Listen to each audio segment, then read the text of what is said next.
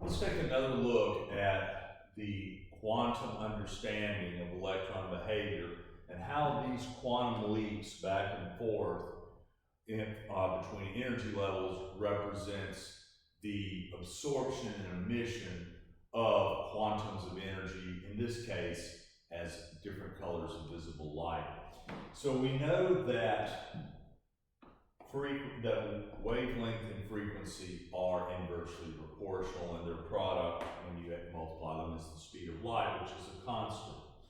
And that energy increases of that wave that we're analyzing by the higher frequency times a constant.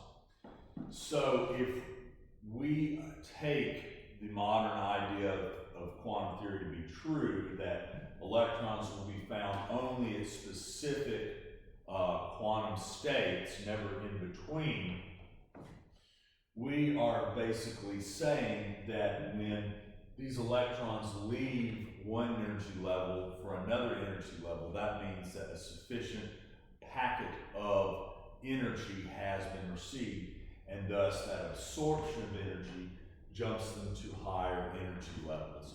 In this case, we're looking at an electron that's on the second energy level going to an excited state from its ground state to energy level 3, 4, 5, or 6. And notice how we're basically moving across the visible color spectrum from red to orange to green to blue, because that corresponds to increasing frequencies and thus increasing energies.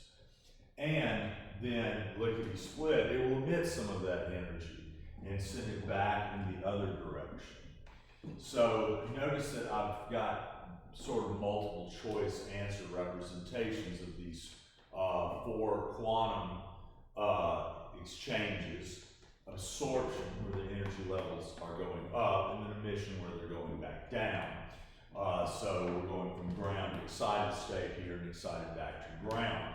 And following along this, basically A and E represent the absorption and emission of a longer wave that has lower frequency and thus lower energy.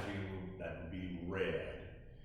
And as we move along, we see a greater number of energy levels exchanged. In the absorption and emission, we're getting into shorter wavelengths and higher frequencies and higher energies.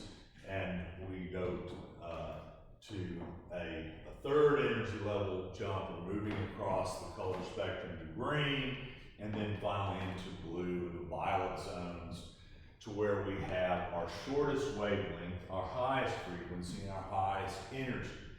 So as one of our previous videos has been saying, you need to learn this pattern, is that there is a correlation between less energy levels